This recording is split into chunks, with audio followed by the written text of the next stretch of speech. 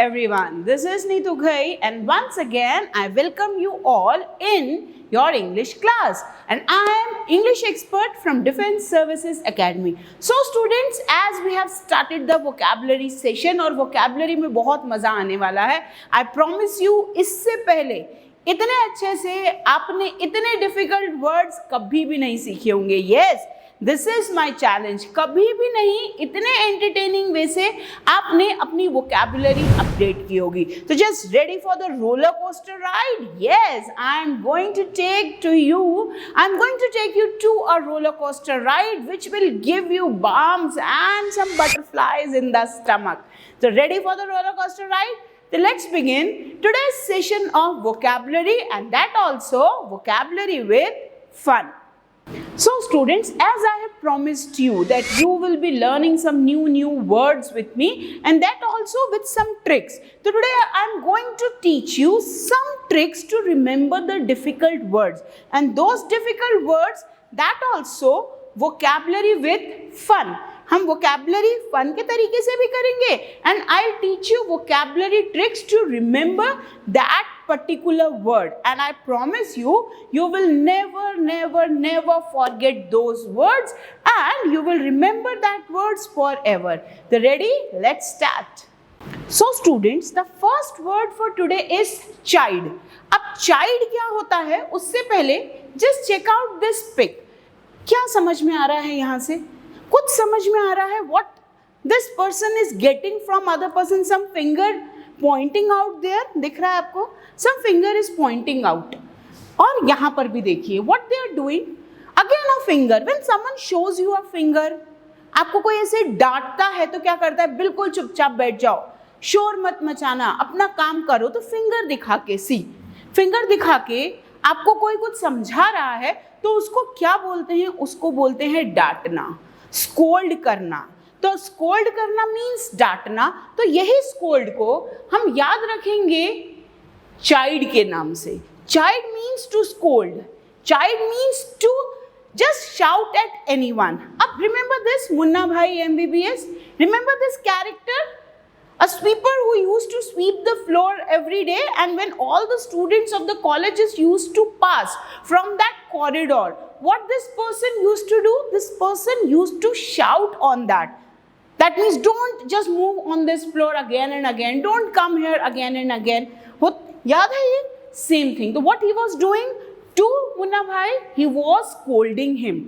So he was rebuking him. So to rebuke is the another synonym of child. Child का एक और synonym होता है reprimand. Reprimand करना, डांट लगाना.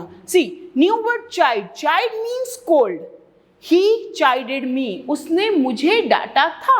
तो child, scold, reprimand, rebuke.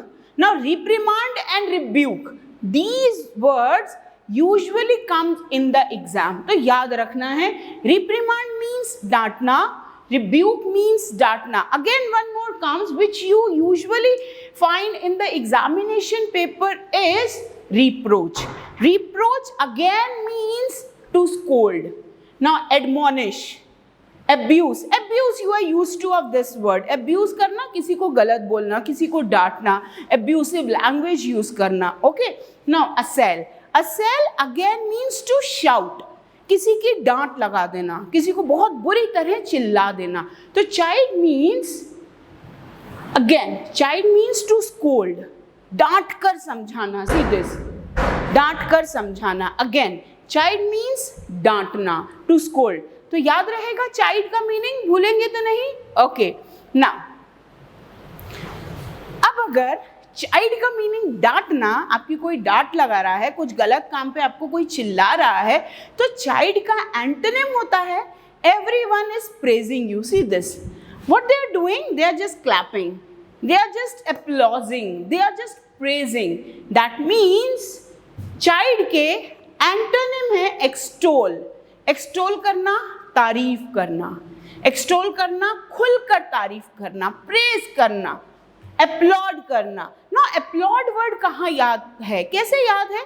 Have you attended some of the function, annual function में if some chief guest used to be on the stage, so how you all have welcomed that? Please give the huge round of applause to our chief guest. The huge round of applause, same thing, applaud. तालियों से उनका स्वागत कीजिए. तो what they are doing? They are just clapping and praising them. The applaud means praise करना, clapping करना, hail करना. Now what do you mean by hail?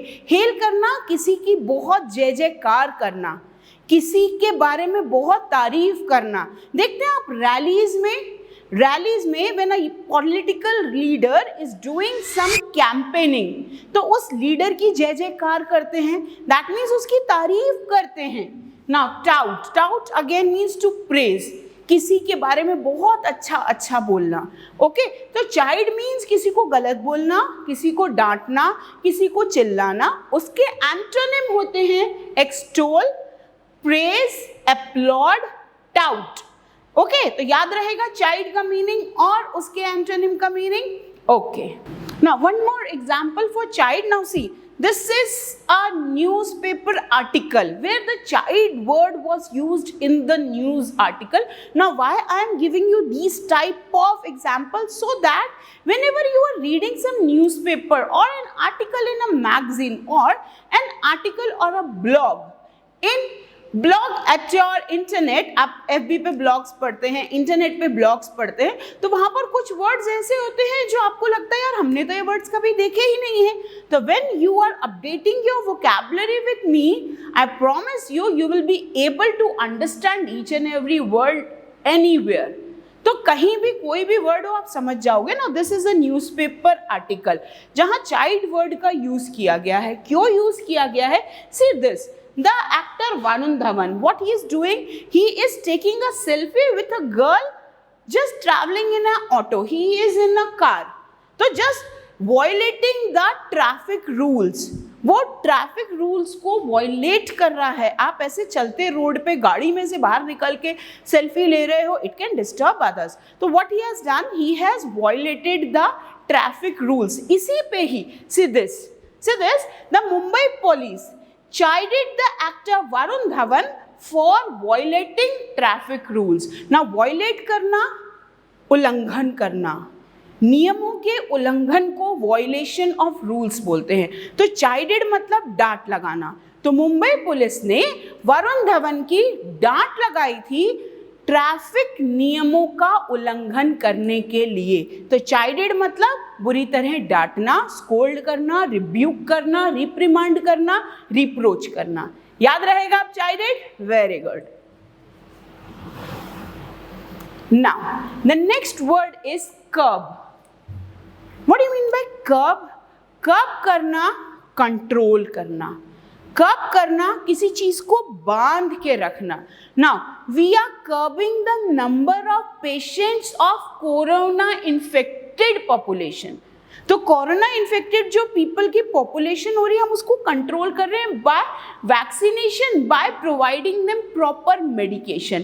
तो कर्ब करना, रिस्ट्रेंट करना, रोक कर रखना. और कर्ब याद कैसे रहेगा? See this, what these two men are doing, वो मिडिल वाले पर्सन को बांध के रख रहे हैं, कंट्रोल करके रख रहे हैं, भागने नहीं दे रहे. ओके, सी दिस, हाथ बंधे हुए दिख रहे हैं आप, उस बंदे के हाथ बांध दिए यार, वो भाग नहीं पा रहा. तो कर्ब करना, कंट्रोल करना, बांध के रखना, अपने कंट्रोल में रखना, रोक कर रखना, जाने नहीं देना. तो दैट मीन्स वो हाथ बंधे हुए हैं, कंट्रोल हैं. सी दिस, इस पर्सन को इन्होंने कंट्रोल करके रखा है, बांध के रखा है, रोक कर रखा है. तो कर्ब का मीनिंग ही होता है रिस्ट्रेंट करके रखना. लेज मीन्स लगाम लगा के रखना, कंट्रोल करके रखना, पकड़ के रखना अपने कंट्रोल में. हिंड्रेंस मतलब रोकना, ऑब्स्टिकल लगा देना, दैट मीन्स आगे नहीं जाने देना. Rein means to stop, rein means to control. तो curbing means to control, to have a full control over other. See this, these two person is having a full control over the third person. आपने बांध दिया है, उसको जाने नहीं दे रहे. तो कर्ब मीन्स टू कंट्रोल, आगे नहीं जाने देना, उसके फोर्स को पूरा कंट्रोल कर लेना। ओके, नाउ अगर कर्ब का मीनिंग समझ में आ गया है, now what do you mean by this? The meaning of curb your dog, curb your dog means to control your dog. See, with the leash लगाम के साथ, विद द बेल्ट लगाम के साथ, to curb your dog, to control your dog with the belt. So curb means to control. Here the person is controlling the dog with the belt in his neck. Clear? तो curb means to control. तो curb का opposite होगा, अगर ये belt से इसको पकड़ के रखा हुआ है तो इसका opposite क्या होगा? छोड़ देना। Freedom, release, liberty. तो curb के antonyms हैं freedom. Now see this. बिल्कुल छूट के भाग गए, निकल गए, जाना ही है उनको, तो कर्ब के एंटोनिम्स है फ्रीडम, टू एनकरेज, बढ़ावा देना, चलो भाग जाओ, रहना ही नहीं यहाँ पे, निकलो यहाँ से, लिबरेट, छूट दे देना, परमिट, अलाउ कर देना, एंड रिलीज, छोड़ देना। तो कर्ब मीन्स टू कंट्रोल, बांध के रखना, लगाम लगा के रखना, अपने कंट्रोल में रखना। Antonyms are to encourage, freedom, liberty, permit, allow, release. Done? Okay. So students, the next word is dabble. अब dabble word समझने से पहले जरा इसका चेहरा देख लो। Is he enjoying playing the violin? No. बड़े भारी मन से, बड़े मुंह उतार के, बड़ा चिड़चिड़ा मुंह करके वो वायलिन बजा रहा है, बजा तो रहा है पर वो enjoy नहीं कर रहा। The same thing means dabble. Dabble means to perform any activity for the formal way. सिर्फ मन रखने के लिए, casual way में. That means fiddle. Fiddle करना सिर्फ दिखावा करना, शो करना, आप enjoy नहीं कर रहे हो उस चीज को, आप बेमन से कोई चीज कर रहे हो। सी, डिली डाली, डिली डाली, इधर उधर भटकना, कुछ काम में मन नहीं लगना।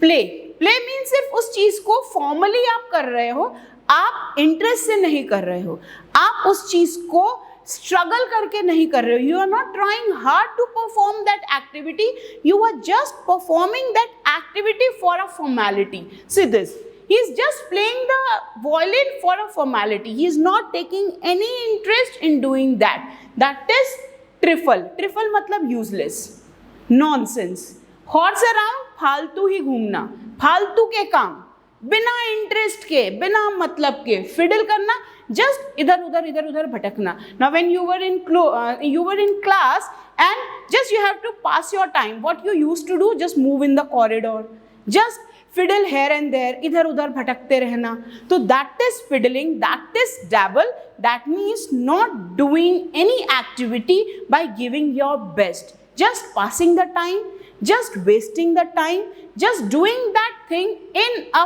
formal way, in a casual way. Now, अब dabble मतलब फालतू का टाइम पास करना, तो dabble के एंटोनिम होते हैं उस चीज को बहुत मन लगा के करना। सी दिस, बहुत ज्यादा इंटरेस्ट लेके करना, टू प्रूव योर सेल्फ, कि मुझे करके ही दिखाना है, I have to give my best. तो dabble means just wasting the time, dabble means just useless wasting the time, और dabble के antonym drudge. Strive means trying hard, बहुत मेहनत करना, toil, toil means hard work, struggle, struggle means बहुत मेहनत करना, बहुत ट्राई करना। Have you seen any ant, चींटी जब वो दीवार पे चढ़ती है तो कितनी बार भी वो गिर जाए पर वो ट्राई करना नहीं छोड़ती, स्ट्राइव करना नहीं छोड़ती, स्ट्रगल करना नहीं छोड़ती, टॉयल करना नहीं छोड़ती, दैट मीन्स हार्ड वर्क करना नहीं छोड़ती। तो डैबल मीन्स सिर्फ दिखावे के लिए काम करना, डैबल का ऑपोजिट होता है toil, strive, struggle. Strive, STRIVE, strive means trying your best, trying your hard to achieve success. So you must toil to achieve success in any of the exam. कोई भी एग्जाम लो, आपको अपना best देना है। Okay, now done with the dabble. And the next word is dictate. अब dictate word के लिए Hitler से बड़ा कोई एग्जाम्पल हो ही नहीं सकता। हिटलर अ डोमिनेटर, हिटलर को बोलते ही डिक्टेटर हैं। डिक्टेटर वन हु डोमिनेट्स, जो हुक्म चलाता है, जो अपना कंट्रोल चलाता है, जो किसी की कोई बात नहीं मानता है, जिसका बोला गया हर एक शब्द order. Okay, that is dictate, कड़े आदेश देने वाला, स्ट्रिक्ट लॉ बनाने वाला, स्ट्रिक्ट रूल्स को ही फॉलो करने वाला। ओके, तो डिक्टेट को हम डिक्री बोलते हैं। डिक्री मतलब कानून, डिक्री मतलब रूल, डिक्री मतलब लॉ जिसको आप तोड़ नहीं सकते। Now remember some years before when we got the order of demonetization, हमारी नोटबंदी हुई थी, तो वो क्या था? वो डिक्री था, वो डायरेक्टिव था। आप उसको मना नहीं कर सकते थे कि नहीं हम तो अपने ही नोट चलाएंगे, हम पुराने ही नोट यूज करेंगे। क्या हमने ऐसा बोला था? नहीं, we have to follow that, क्योंकि वो एक कानून था, लॉ था, रूल था, डिक्टम था।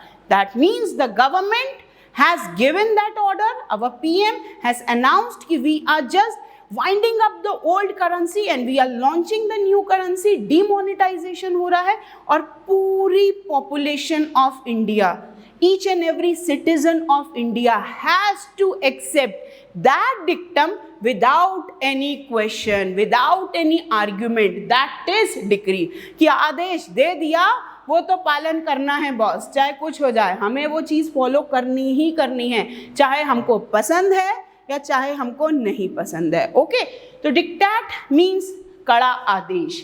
अब डिक्टेट को कानून, लॉ जिसको आप अमान्य नहीं कर सकते। Dictate means ordinance. Seeing this जज giving the order, order order order, that means वो मानना ही है। तो ऑर्डिनेंस मतलब कानून। मैंडेट मीन्स कंपल्सरी, सबको मानना ही है वो। Command means order. तो डिक्टेट का मीनिंग होता है ऑर्डर देना, कड़ा आदेश देना, नियम बनाना, कानून बनाना, लॉ बनाना, डायरेक्टिव पास करना, ऑर्डिनेंस पास करना। क्लियर? अब डिक्टेट का मतलब अगर कानून है तो डिक्टेट के एंटोनिम्स क्या होंगे? अपील करना, अपील करना, रिक्वेस्ट करना कि ये बात नहीं होगी, हम नहीं कर सकते, प्लीज इसको बदल दो। पेटिशन फाइल करना। Now what is a petition? Now, whenever you want to take a leave from school, what was the procedure you following? You were following the procedure of giving a leave application to grant you a leave. Same way, अगर आप किसी कानून के खिलाफ कुछ भी appeal करना चाहते हैं तो आपको कोर्ट में जब एप्लीकेशन देते हैं उसको हम बोलते हैं petition. Petition is an application file to the court. तो पेटिशन फाइल की गई है, दैट मीन्स एक रिक्वेस्ट की गई है, दैट मीन्स एक अपील की गई है और ये लीगल होती है, दैट मीन्स ये ऑर्डर के अकॉर्डिंग होती है। Okay, plea again a request.